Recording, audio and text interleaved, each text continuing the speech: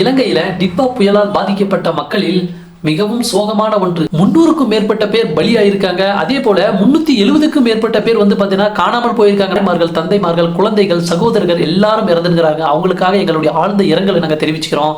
ஏன்னா அதே போல இவ்வளவு கனமழை, சூறாவளி போல கனமழை பெஞ்சிருக்கு. அந்த மழையிலும் ராணுவர்கள் பாத்தீங்கன்னா தன்னுடைய மக்களை பாதுகாப்பா ஹெலிகாப்டர் மூலம் மீட்டிருக்காங்க.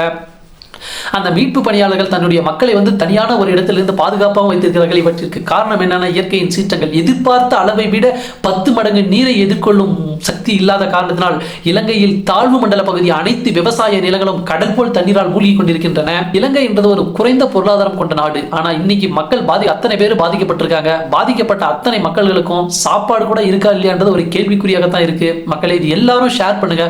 முடிஞ்ச அளவு அந்த நாட்டு மக்களுக்கு நம்மளுடைய உதவிகள் எல்லாரும் செய்வோம். ஏன்னா அவங்க அத்தனை குழந்தைகள், பெண்கள், எத்தனையோ பேர்கள் பாதிக்கப்பட்டிருக்காங்க.